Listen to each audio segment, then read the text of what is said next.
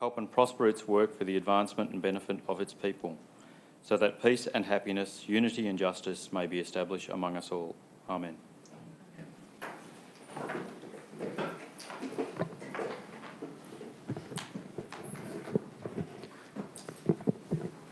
Manningham City Council acknowledges the Wurundjeri people as the traditional custodians of the land we now know as Manningham.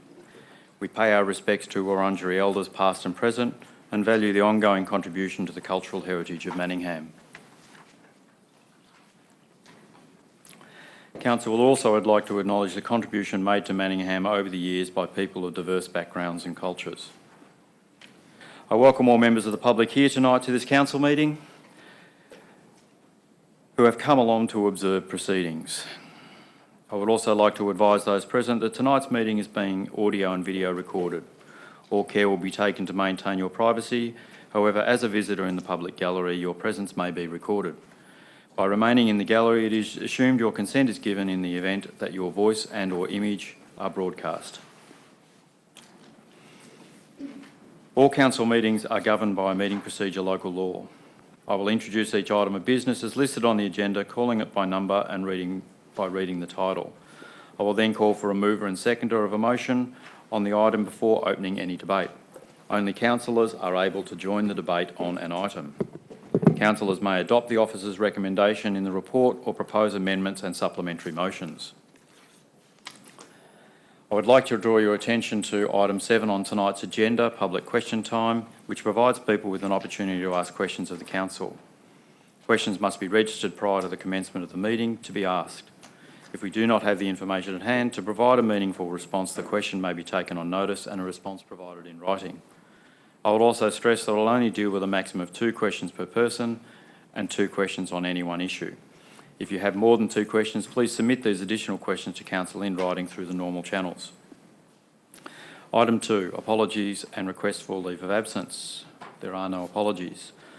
Item 3, prior notification of conflict of interest. There are no prior notifications of conflict of interest have been received. Item 4, confirmation of minutes. Do I have a mover? Councillor Haynes. I move that the minutes of the ordinary meeting of council held on the 26th of November 2019 be confirmed. Do I have a seconder? Councillor Gelberling. I'll put the motion. Those for? Against? That's carried. Item 5, presentations.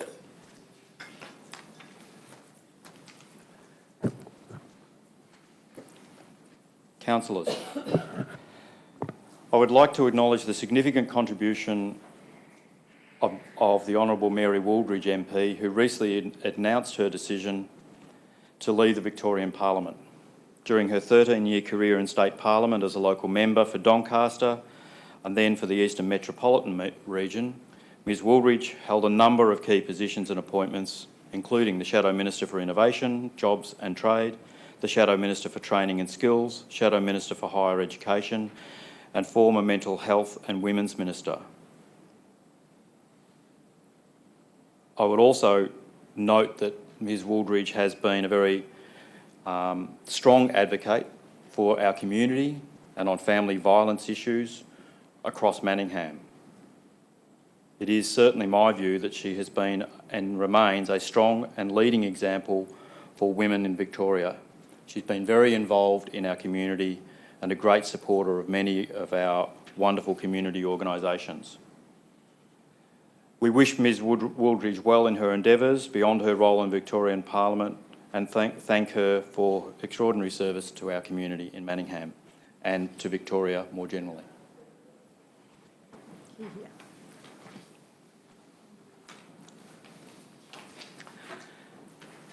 Item 6, petitions. 6.1, installation of bus shelter and rubbish bin on Blackburn Road, Doncaster East in the Coonung ward.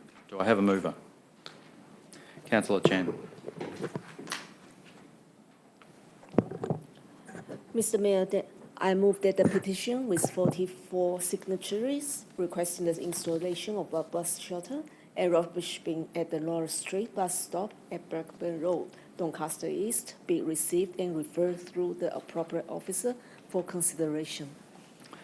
Thank you, Councillor. Do I have a seconder? Councillor Zafiropoulos. I'll put the motion. Those for?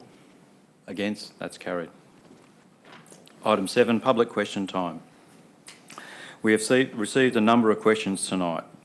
Ms Cynthia Pilley, would you like to come forward to the microphone, please?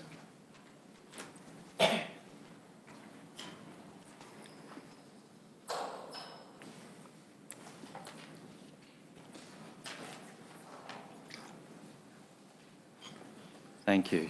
So you have 2 minutes to make a brief introductory statement if you choose before asking your questions. Thank you. The North East Link proposal will do nothing to relieve congestion and solve the problems it is supposed to do. The Manningham Council was on the right path when it invested in seeing Doncaster Rail become a reality and taking the community with them.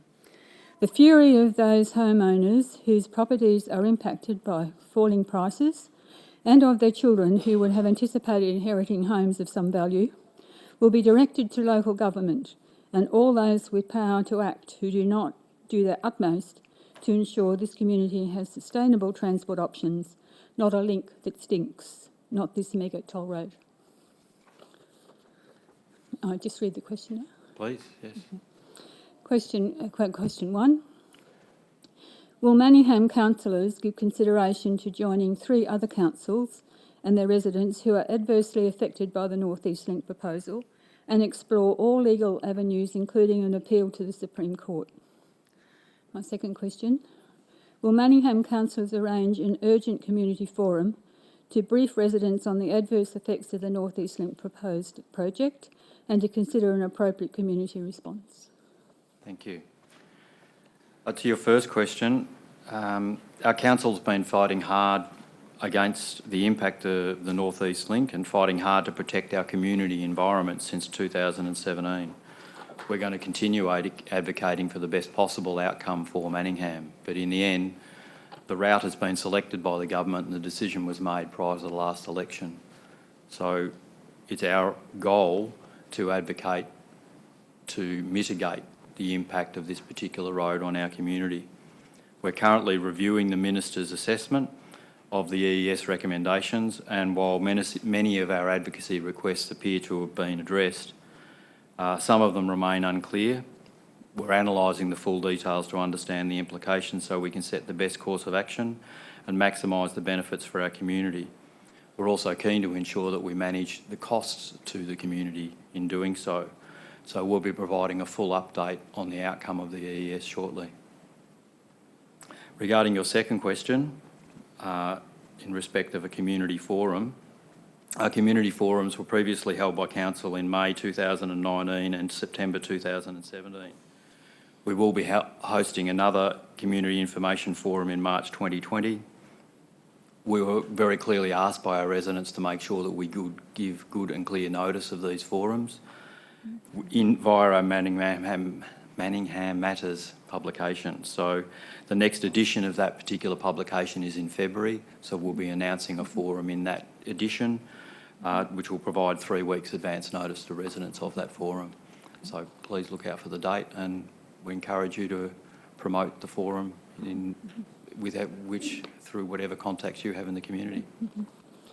Thank you for your question. Will speakers at that forum be predetermined, or will there be opportunity for... I'm sure the officers will work through the agenda for the forum, but I think we've addressed your questions as best we can. Thanks very much. Thank you. Okay, we have received another question regarding the North East Link project. Normally we wouldn't accept more than 2 questions on a topic, but we are happy to entertain this question from Ms Mary Merkinich. If you'd like to also come forward to the microphone, please. Again, you have 2 minutes to make an introductory statement. Thank you. The North East Link is a monster project. I think Council understands this. For example, 24 lanes, loss of something like 26,000 trees. I don't know how many fauna. I don't know if anyone's even tried to consider that aspect of it. The green spaces, the parks, the recreation centres that we're going to lose.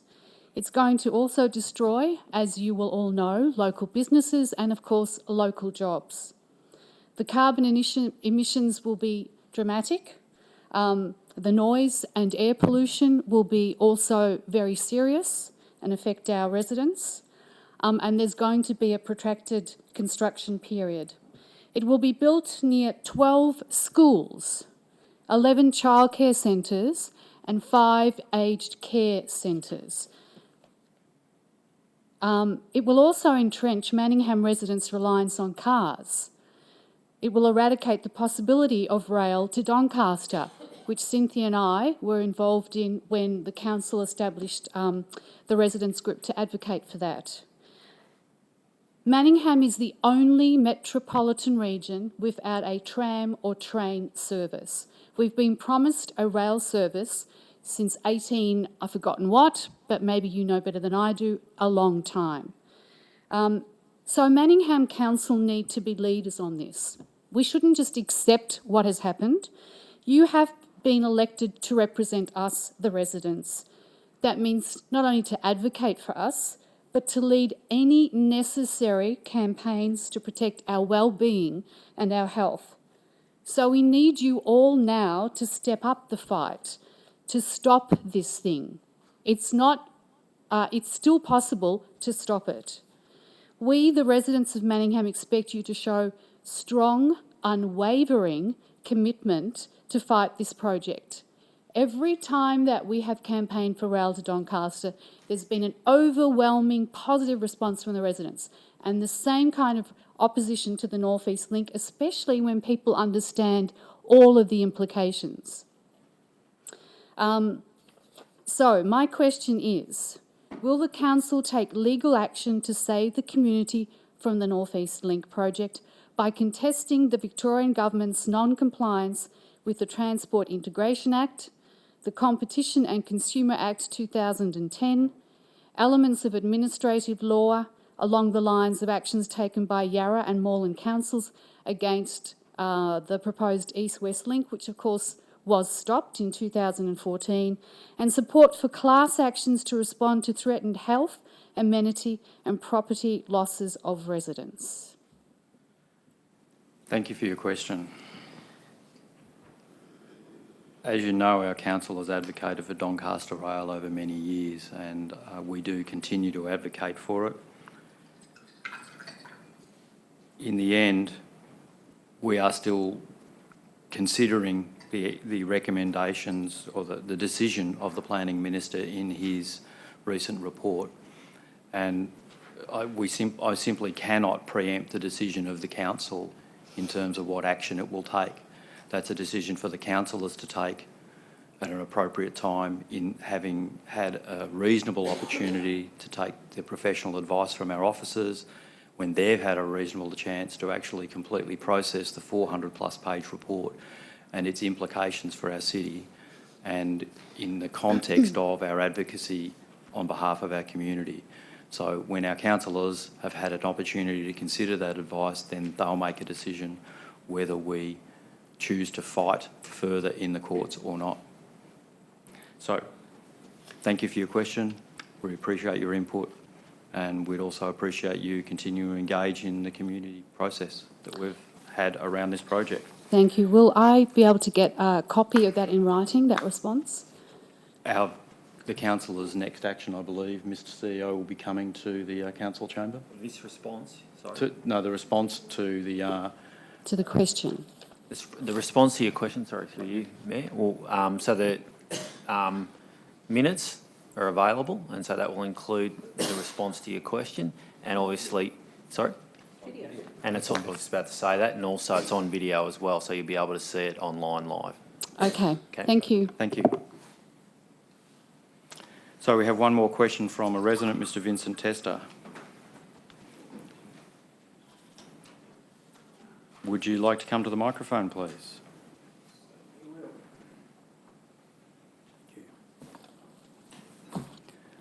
So, Mr. Tester, again, if you... I'd like to give some documentation to the councillors, please, as evidence. Sure. Would you please pass it on? Thank you. If you would like to, you have a couple of minutes to make a brief introductory statement before asking your question. I certainly do.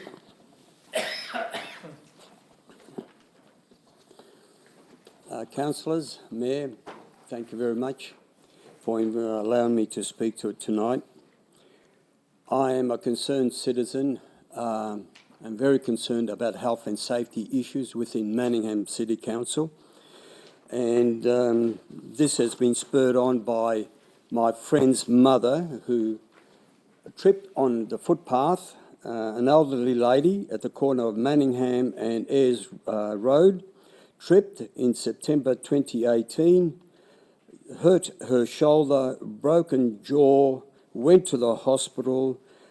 Due to the broken jaw, she lost her natural teeth, and she has made a claim within Manningham City Council. What concerns me also, in your package, if you look at it, councillors, you'll see a photo of a major problem located at 126 Thompson's Road, Bulleen. This problem was reported in March 2019. Proof is in your package. As yet, 10 months later, has not been repaired.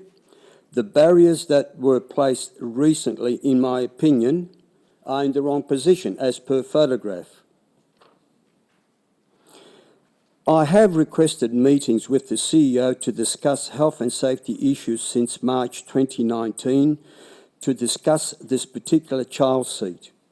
No invitation has been received until today. Mr. Day, I accept your offer and we will meet sometime in January, February. Thank you for the invitation. I now go to the claims in the Manningham Leader regarding this safety harness suitability. The safety harness was manufactured to a specific specification so as to meet its compliance. The damage as seen in the photograph, in my opinion, would not meet its manufacturer specification. Therefore, for the past 9 months, it's not met fit for purpose, in my opinion. Manningham Council City has rubbished my claims regarding statutory inspection on a quarterly basis in the Manningham Leader. Within your package, I have provided photographs with dates over the past 9 months contradicting this claim as per my stat deck, which I obtained from the Doncaster Police Station and is in your package. Mr Tester, you're up to 3 minutes, if you could please. Yeah, sorry, these are important. I beg your... understand, right? Mr Tester. The photographs that I've... Mr Tester. Yes, sir. Please let me finish. Yes, sir. You've been given 2 minutes. You're already up to 3 minutes. I'd appreciate you moving along and coming to your question, please. Okay. My question is, when will I receive documented proof that the quarterly inspection have been done appropriately and a copy of the yearly external audit will be supplied as proof and evidence that these statutory compliance has been done appropriately? Okay, thank you for your question. As it relates to playgrounds, I will ask the Director of City Services, Mr Harrison, to respond. Through you, Mr Mayor, I can confirm that a schedule of playgrounds and their last inspection dates can be provided to Mr Tester prior to Christmas. In terms of the annual audits, I wasn't aware that was part of the question, but I can follow that up as well. Thank you. Okay, thank you. Thank you, Mr Tester. We appreciate your contribution. Would you like a copy of my stat declaration as proof? I think it's included in the part of the pack already. Thank you. Yeah, Already but I haven't given it to you. I've only given it to the councillors. Would you like a copy, I'm sir? happy to take a copy, certainly. Yeah, I will bring it up to you. Great. So, I'm councillors. capable. I don't think So- you would mind if I give it to him, do you? No, not at all.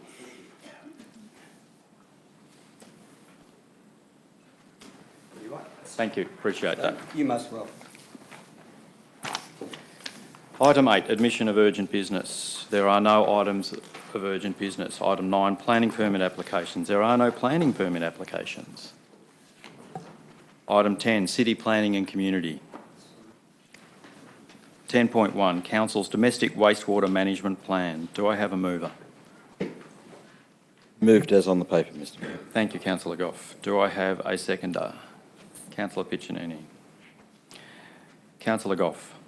Thank you, Mr Mayor, and I rise to support this motion for us to approve wastewater management. Wastewater management is vitally important in our city, and it is one of the issues that I'm very proud that we've made a great deal of improvement on in the past 20 years or so in the city of Manningham. Now, a lot of it to do with the water quality in all of our catchments. We've got about 5 catchments, and historically, through the development throughout Manningham and having septic systems, this water system has been polluted, and indeed the Yarra River has thus also been polluted with E. coli and a whole lot of other things that have come through domestic wastewater out through systems into the drainage system, into the stormwater system, and then into our streams and whatever. There has been a lot of clean-up. But one of the greatest challenges to our area had been the huge number of properties within the municipality of Manningham that were not connected to sewer.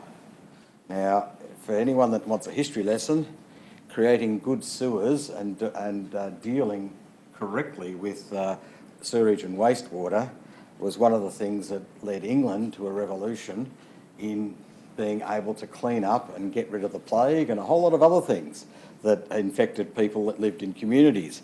And thus we need to have our good separation of our sewerage waters and our storm waters and other drainage. So indeed, it has been very important. And I think if you look at the reports over the years, and this plan is what we're doing to tackle the residual amount of waste that is going into our streams and are coming out of, in the main, septic systems. And I think in the report it said that as of 2019, and that's this year, that 56% of our septic systems were leaching something into our waterways. And so that is the thing that we're trying to continue to improve. But the very sheer value of 2002, before we entered into an agreement, and I can recall signing the agreement up here in 2002 with Yarra Valley Water, we've taken the number of properties in Manningham from 6,000 to around 3,000. We've nearly halved the number of properties that are using using septic systems, and thus we are cleaning up our environment. And we've been able to do it in an area that was very difficult because Yarra Valley Water had a new system of taking sewerage, and that was not to do the gravity feed, but to have it and then pump it through contours into a gravity feed system where it is. And that enabled us to get into the Broadacre areas and other hilly areas of Manningham, which would have been very expensive and probably nearly impossible into the future. And I'm looking forward to us being on top of this issue. We've got officers and people that go out and inspect them on a regular basis, and the compliance of those systems is very important for our environment. So, Mr Mayor, I commend the recommendation. Thank you, councillor. Councillor Piccinini. Yes, Mayor. If I can just add to Councillor Goff's submissions, we've got 3,222 septic tanks in Manningham, and of those, 268 properties have septic tanks that could actually be attached to the sewage, to the sewer.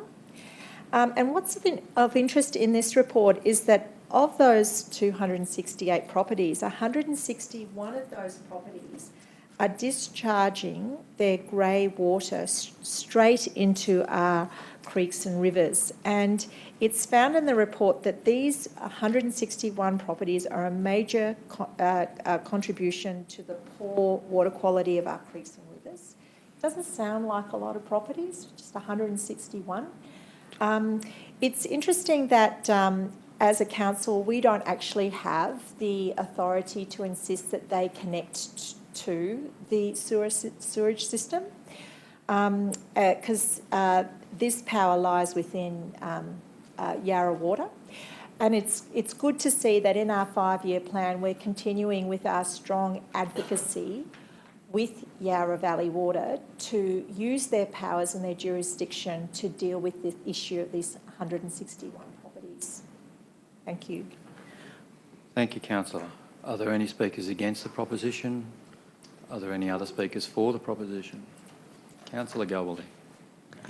It's not totally against, but it is to clarify one possible other response to connecting to sewerage for these 161 properties, and which hasn't been suggested here at all, is that these 161 properties have probably got outdated sewage systems, septic tanks, probably from the 1940s and 50s when these properties were first built. And perhaps with Yarra Valley Water's suggestion that if they didn't want to connect to sewage, maybe they could just update their septics, because there are good reasons for hanging on to your waters on your own property if you can contain it and make sure that you've got a proper system in place, especially with climate change and the lack of waters at different times. It is a good way to keep your own property at least getting some water feedback. So all I'm saying is connecting to sewage isn't just the only option for these 161 properties, that perhaps we can open it up to updating their septics. Thank you. Are there any other speakers for the motion? Question? Sure. The storm water and the grey water that comes from these properties, it's just been said that that is what's just causing the thing, not the septic system. Is that correct? Not the sewage? I'm just trying to get some clarification of the conversation. I already know the answer. I can answer it. What you'll find is that there are two pollution components involved here from these properties. I know it because my house is on a septic system. One will be the byproduct from the septic system itself, and the second is that in older houses, their kitchen, bathroom, laundry weren't actually connected to the septic at all, and their systems were small. So that what's called grade water from the kitchen, bathroom, laundry goes straight into the stormwater system, and that's a cause of high nutrient pollution in the rivers and creeks. So one of the key advances when you put in a sewerage connection is that you have to replumb your house so that not only your toilets but also all the grey water goes into the sewerage system. Thank you. One further follow-up question. And so there's no way of us enforcing that? Is that to ensure that people do connect so they don't pollute the waterways? I'm just, that's what I've heard. I'm just concerned. Well, I'm afraid I'll have to refer that one to the relevant officer. So this report doesn't say that that's what we're going to do, correct? Director of City Planning and Community. Through you, Mr Mayor. The report outlines that one of the key strategies is for us to continue to advocate, because, as was stated earlier, we don't have the authority to insist that that happens. But one of the key strategies in the plan is for us to advocate through the EPA and DELP to Yarra Valley Water to improve that situation. Thank you. Okay, so just to speak for this, I'm hoping that we do consider not only just report but also strongly advocating, and maybe even do some memorandum of understanding and things and have them report to us on how we could ensure that we don't pollute the waterways further. So thank you. Thank you, councillor. Any other speakers on the matter? Just a question, Mr Mayor. Certainly. Yeah. Mr Mayor, I've just heard that the fact that we can't force people to do things, but indeed, is there we do inspect sewers. Is there a penalty if your sewer is not compliant? I think you'll find it's septics. Thank you, Mr Mayor. Is there a penalty if your septic isn't? I'll refer that particular matter to the Director of City Planning and Community, Mr Columbus. Mr Mayor, I'm advised that there are penalties and there are actions that authorities could take, but I'd have to take the specifics on notice. My second question to that is: do we do that? Do we follow up when a thing is not there? What is compliant, and what do we do? Mr Crummers? Yeah. Our officers do, I think as outlined in the report, do inspect properties and take action where appropriate. You get compliance notices, you have to fix it. Councillors, any other questions? I'll put the motion. Those for? Against? That is carried. Item 11, City Services. 11.1, Capital Works Program Mid-Year Review 2019-2020. Do I have a mover? Councillor Piccinini. I move that the recommendation be adopted. Thank you. Do I have a seconder? Councillor Kleiner. Councillor Piccinini. This review seeks our endorsement so that council officers can make some changes to our capital works plan before the formal mid-year review in February. There are a number of projects that have been delayed for various reasons that are detailed in the report. And what is proposed is that some funds are transferred to other projects that are right to go, essentially. And these projects are listed in the report in section 4.3, and they include things like footpaths, drainage, and the cricket nets at the Coonong Park Reserve. Further in this report, where there's a proposal for an adjustments to our capital works budget of 51.43 million is being sought, and this consists of adopting the budget of 50.36 plus 207,000 of additional carry forward and another approximately 800,000 of surplus funds. And these funds will be allocated to two more projects, and they are the upgrade of our civic office counter in its redevelopment, which I'm sure Councillor Galbally will be very happy about and pleased with, and also to do some work at Mandela Reserve. So I ask our officers, my fellow councillors, to endorse this report. What it shows us is that our officers have kept their eye on the Capital Works program, and they've made some frank and open assessment of how we're progressing. We've had some very good discussions at our briefings about this matter, and we've found a solution in good time. So, yes, I seek that my fellow councillors endorse this recommendation. Thank you, Councillor. Councillor Kleiner. Are there any speakers against? Any other speakers? Certainly, Councillor Zafiropoulos. I do accept the rationale for us not performing as well as we would have liked in accordance to the budget. There are good reasons explained in the report. However, this is a serious matter because if we do not manage to spend at least 90% of our budget on capital works, then lots and lots of residents will feel uncomfortable about the council doing enough to address both maintenance as well as new works. So my question is, are we taking steps to ensure that next year we have processes in place to ensure that we spend as much as possible in accordance with the budget allocated by the council?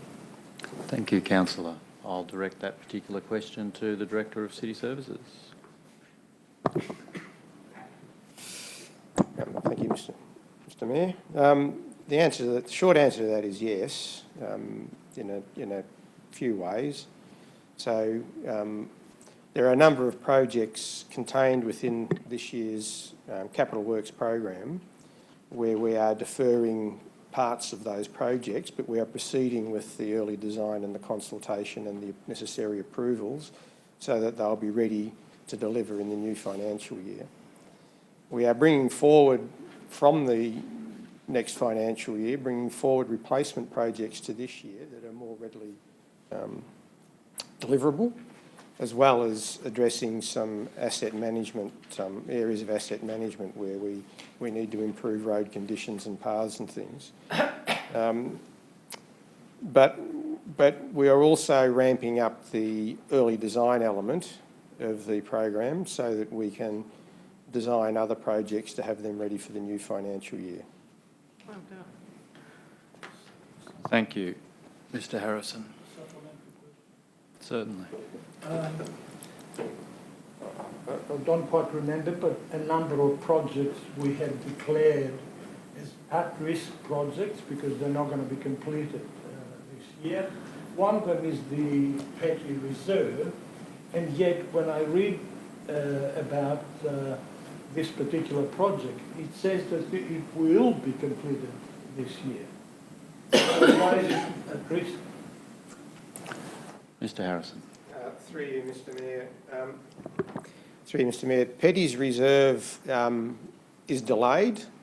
It's delayed a few months in terms of what we will achieve this financial year.